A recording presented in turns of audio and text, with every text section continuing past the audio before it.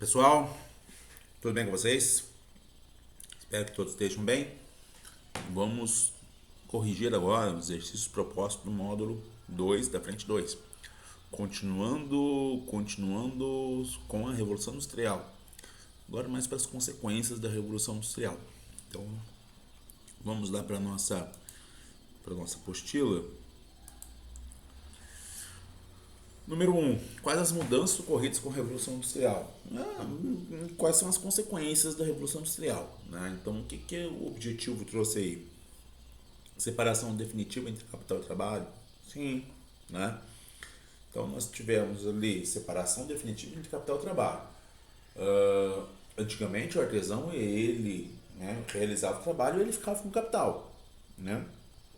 Com a Revolução Industrial, com a industrialização, com a formação das fábricas, quem é que detém o capital, quem é que detém os meios de produção, né?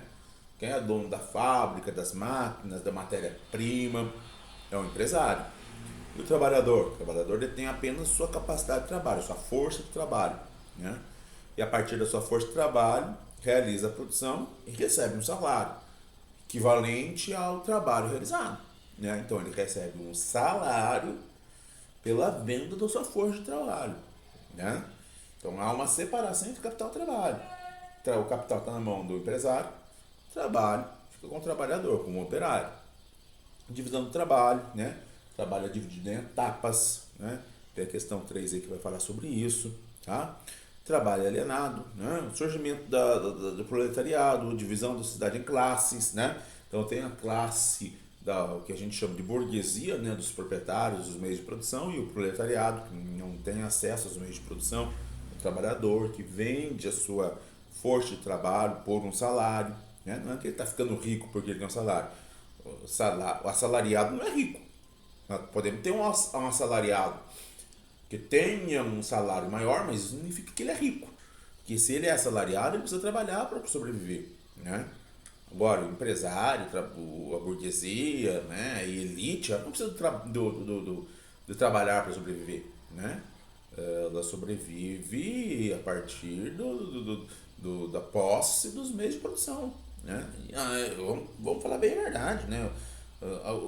A elite não precisa nem trabalhar, né? Ela tem lá os seus bens, coloca pessoas para administrar o bem para ele, né? E paga um salário para essa pessoa. Essa pessoa vai ser um assalariado também. Um grande gerente, um grande CEO de uma empresa tem salário grande, é rico, tá tudo bem, tem uma boa condição de vida, né? Mas se ele não for proprietário dos meios de produção, ele é um trabalhador, ele precisa trabalhar para sobreviver. Pode ser que ele tenha um padrão de vida muito maior que o nosso, né? Que o meu, pelo menos, né? Mas ele continua sendo um trabalhador, tá? Já falamos, né, do surgimento das classes sociais, o proletariado, né, a burguesia industrial, destruição progressiva da natureza, né, essa grande demanda por matéria-prima, por recursos naturais, né, vai depredando a natureza cada vez mais, né, a natureza não é vista mais como algo a ser preservado, mas como algo a ser explorado, né. Essa ideia de obtenção de lucro. Então, olha para a natureza, olha assim, o que eu posso tirar de lucro daqui? Tá? Então, eu vou explorando aquilo lá de forma demasiada, né? Desenvolvimento das ideias liberais, lógico, né? A gente não chegou ainda aí, mas a partir da burguesia ascendendo a uma condição socialmente, economicamente, né, de liderança, vai surgir um pensamento liberal, que surge lá com o iluminismo, que vai colocar a burguesia no poder, né? Agora, a burguesia quer estar no poder. Ainda tem, lá no século XVIII, né? Ainda tem uma corrente de pensamento, né, que dizia que a nobreza ela deveria comandar, né? Os nobres eram privilegiados, né? Tinham uma qualidades superiores e por isso deveriam exercer o poder, o governo, né? Essa ideologia lá do período vem lá do período medieval, da Idade Antiga, né? Dessa proeminência da nobreza, né? E quem que são os nobres? São as pessoas que pertencem às famílias mais tradicionais, né? Se a gente voltar, não no cristianismo, é lógico que não, mas a gente voltar lá em Roma, né? Quem que era a nobreza? Eram os patrícios, né? E geralmente voltando, eles faziam sua linhagem, né, voltando lá no passado, onde eles se consideravam descendentes dos deuses, né? Então eles assumiam essa posição de liderança porque eles eram descendentes dos deuses. Na Europa, né, moderna, né, nós vamos ter uma outra concepção, né, de que o rei é escolhido de Deus, né? Teoria do direito divino dos reis. Dentro do cristianismo, não estou falando que eu sou descendente dos deuses, mas estou falando que Deus me escolheu e me deu condições para governar aquele país, né? Então é um cara que tem qualidades superiores, né? E a burguesia vai acabar com isso. Que negócio é esse? A nobreza ter qualidades superiores, né? E olha aqui, o que nós conquistamos com o nosso trabalho, né? Os empresários que trabalharam, conquistaram, né? Passaram a possuir bens, né? Formaram grandes riquezas, né? Olha a capacidade que nós temos de administrativa muito maior que a nobreza, né?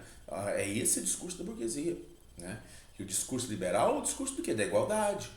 Por quê? Né? Eu estou me contrapondo a um ideal, né, onde acredita-se que os nobres eram superiores. E a burguesia vai questionar isso. Não, calma aí, todos somos iguais.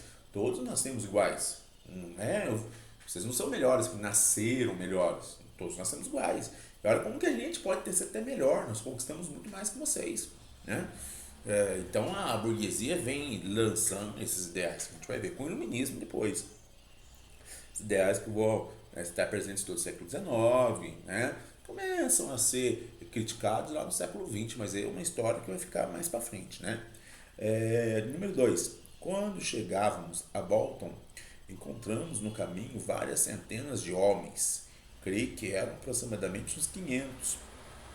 E como perguntássemos a um entre eles, por que se encontravam reunidos em tão grande número, responderam-nos que iam destruir as máquinas e que fariam o mesmo em todo o país. Tá? A introdução das máquinas na Inglaterra provocou de imediato violentas reações por parte dos trabalhadores, na medida em que se fez acompanhar. Então, vamos lá. Aproveitando isso daqui, esse movimento de destruição de máquinas é ligado ao ludismo, né? Na reação dos trabalhadores. Os trabalhadores olharam, as máquinas estão tirando nosso emprego, né? Porque uma máquina tem uma capacidade de produção muito maior do que um artesão, né? Então aquele artesão ficou sem emprego por causa da máquina, ou ele se sujeita a trabalhar na fábrica, ou ele morre de fome, né?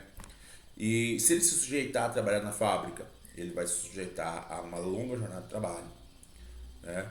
Ele vai se sujeitar a um salário muito baixo, ele vai se sujeitar, né, a ter como colega de trabalho crianças, né?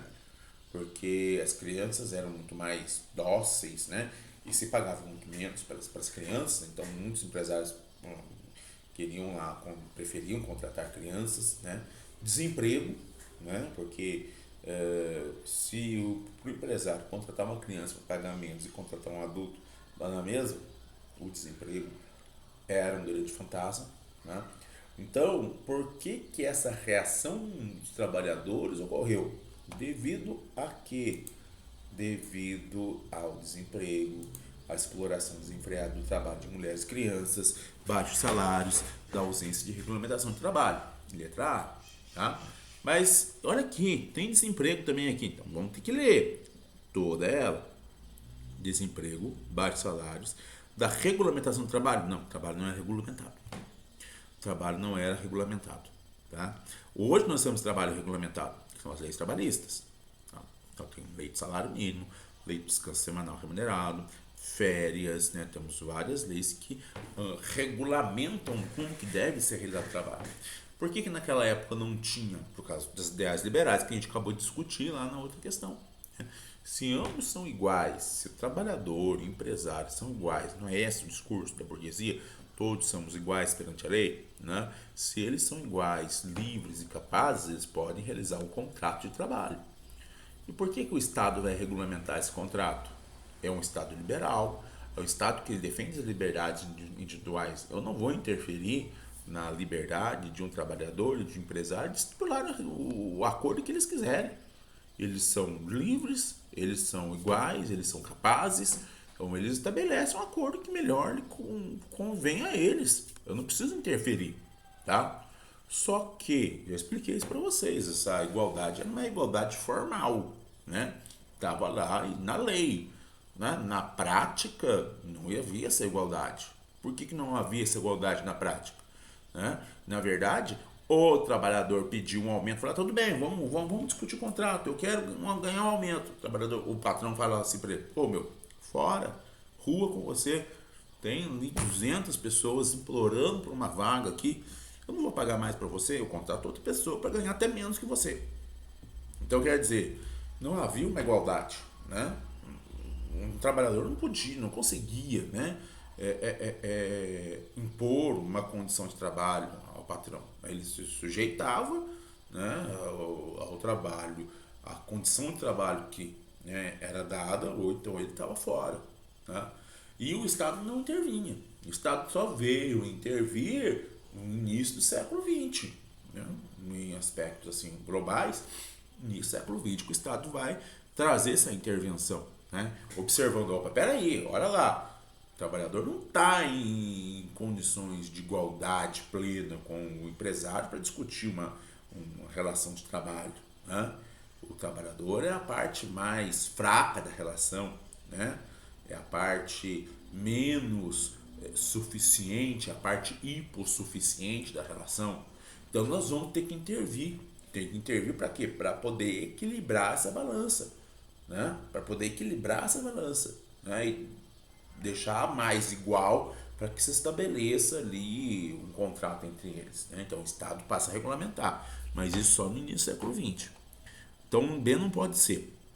Do excesso do excesso de oferta de empregos também não pode ser. Né? Porque não havia um excesso de oferta de empregos. Né? Dos baixos salários, tudo bem. Da ausência de regulamentação, tudo bem. E da fraca atuação do Partido Trabalhista. Tá? Então, o excesso de oferta de emprego, não. Também porque a máquina ela tira muito emprego, né? Ela tem uma grande capacidade produtiva, então ela vai tirar emprego do pessoal. Separação do trabalhador dos meios de produção. Sim, o fim da manufatura. Do movimento cartista. O movimento cartista era um movimento pacífico, não um movimento violento. Né? E da eliminação dos partidos trabalhistas. Vamos lá. Deixa eu desligar aqui. Do cercamento das áreas comunais. Do desemprego. Da substituição do sistema artesanal pelas indústrias domésticas. Não, aí eu estou falando de revolução industrial. Não é separação da... Não é indústria doméstica, né? Industrialização, fábricas, né? A indústria doméstica é quando o trabalhador pegava lá, por exemplo, um tanto de matéria-prima, né? Um tanto de lã, levava para casa e produzia um fio lá na sua casa, né? E trazia depois para ser tecido. Né? Lá na manufatura teve isso, né? Naquele momento da manufatura. Com o desenvolvimento da indústria, não. É a máquina que faz, né? O trabalhador não precisa levar para casa para fazer, é a máquina que faz. Então terminamos aqui, né? Letra A, vamos para 3. Aqui é um texto do Adam Smith, né? A riqueza das nações. Um operário desenrola o arame, outro o endireita, um terceiro corta, um quarto afia nas pontas para a colocação da cabeça do alfinete. Né? Para fazer a cabeça do alfinete requer-se 3 ou mais operações diferentes. Então, o que ele está descrevendo aqui? Né? A divisão do trabalho. Né? Então, em vez de um artesão fazer todo o alfinete, um desenrola o fio, o outro vai endireitando, o outro vai cortando, o outro vai afiando e assim por diante. Olha a tirinha aqui, essa tirinha é bastante famosa, né? De 97 já, né? Tem bastante tempo, quase 40 anos, né? Vamos lá, quase 40 anos, quase 30 anos, né?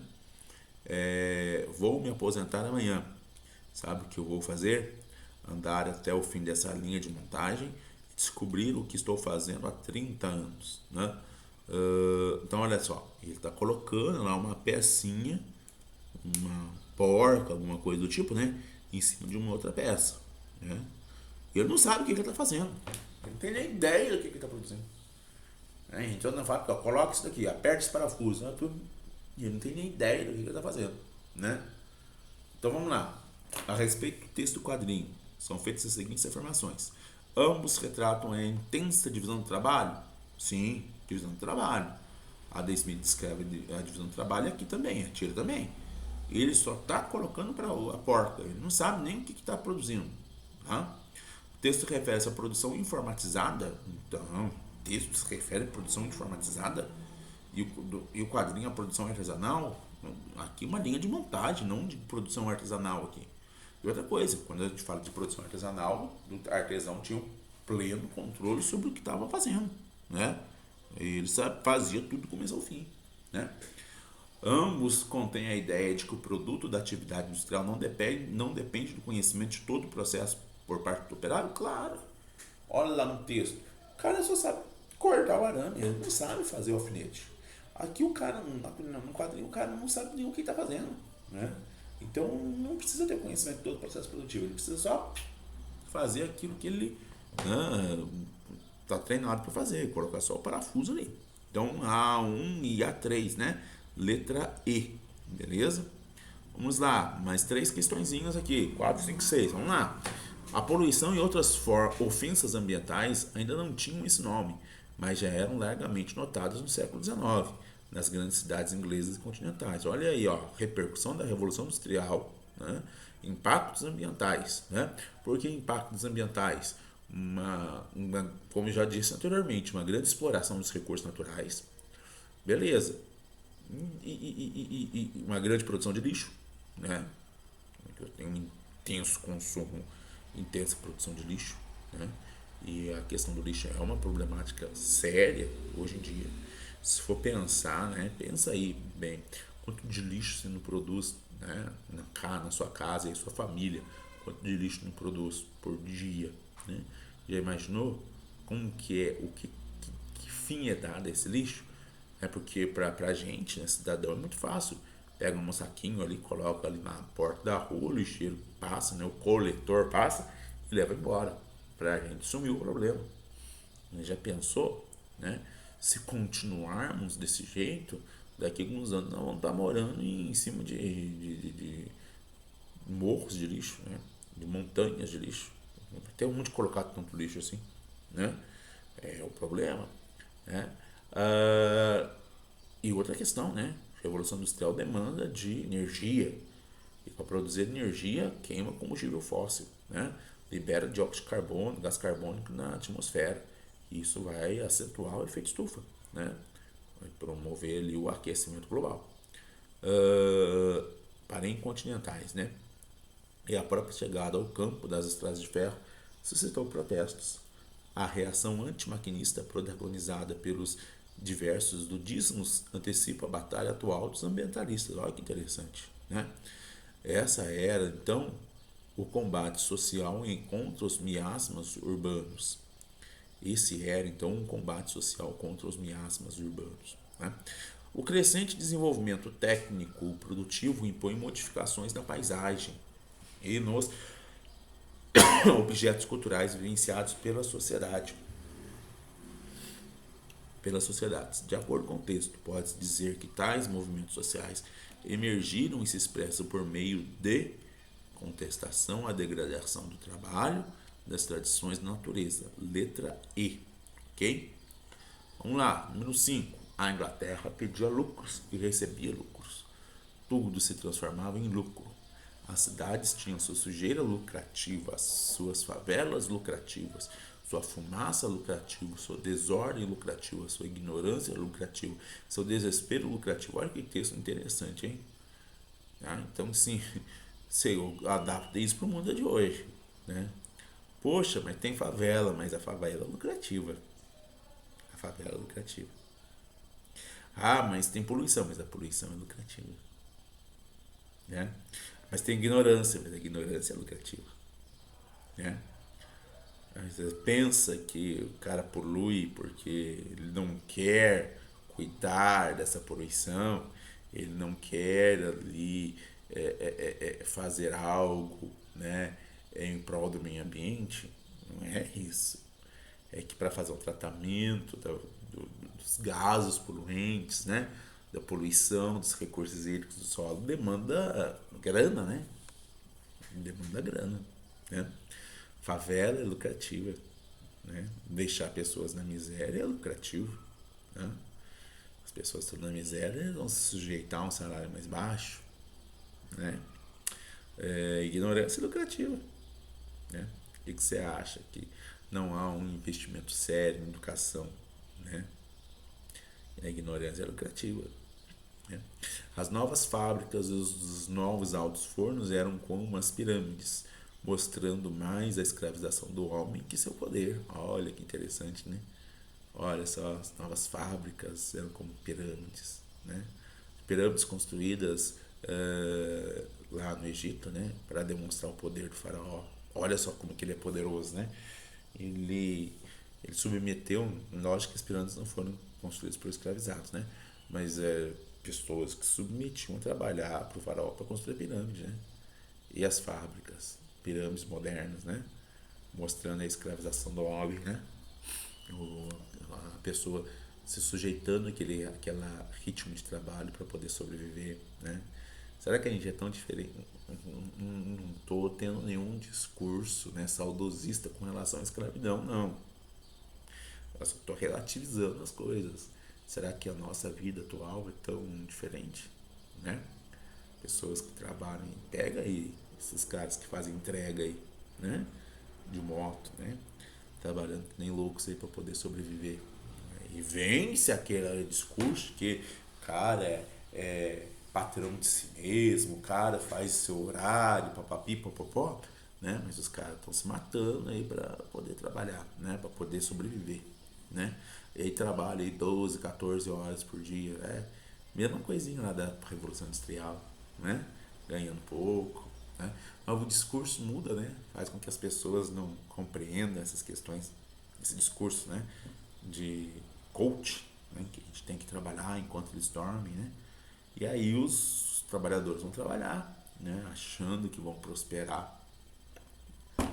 Bom, vamos lá. Qual a relação estabelecida no texto entre os avanços tecnológicos ocorridos no contexto da Revolução Industrial Inglesa e as características das cidades industriais do século XIX? Também letra I, tá? O alto nível de exploração dos trabalhadores industriais ocasionava o surgimento de aglomerados urbanos marcados por péssimas condições de moradia, saúde e higiene, né? Nada muito diferente, né? Quase nada mudou, né? Trabalhador excessivamente explorado não vai ter condição de morar em um local adequado, de ter, né, serviços urbanos adequados, né? Lembrando também que naquela época a gente vivia sob um regime liberal, né? Não é um estado de bem-estar social que vai ocorrer ali por volta de 1930 em diante, né? Em esfera global. É um estado liberal. Né? Você trabalha, você compra sua casa, você tem um aluguel, quer morar melhor, tem que trabalhar mais. Trabalha enquanto eles dormem, né? Adquira bens, né? É, e depois explore, né? Esqueça toda a exploração que você passou, adquire bens, depois, se você conseguir, explore os outros. No 6, para terminar, no desenvolvimento das forças produtivas ocorre um estágio em que nascem forças produtivas e meios de circulação que só podem ser nefastos no quadro das relações existentes e não são mais forças produtivas, mas sim forças destrutivas, a máquina e o dinheiro. E em ligação com isso, nasce uma classe que suporta todo o ônus da sociedade, sem gozar de suas vantagens, né? Então, qual a classe que suporta todos esses ônus? É o proletariado, né? Os trabalhadores. O texto descreve o processo que pode ser associado. A que esse processo pode ser associado? Aos efeitos sociais da Revolução Industrial. Letra C. Os substanciados na diferença crescente entre ricos e pobres. Letra C. Belezinha? Aí nós terminamos. Depois aqui a gente vai falar um pouquinho do iluminismo. Mas por hora terminamos a nossa correção. Então você aí tem já essa correção à sua disposição. Ajeitar o cabelo, né? Para você aproveitar, ter uma chance de fazer uma revisãozinha para a prova. Beleza? Vamos parando por aqui. Tá? Um abraço para todos. Espero que todos tenham aproveitado bem, tenham, né, assistam tenham assistido esses vídeos e aproveitado bem aí para fazer uma revisãozinha. Beleza? Pessoal, um abraço para vocês. Até a próxima.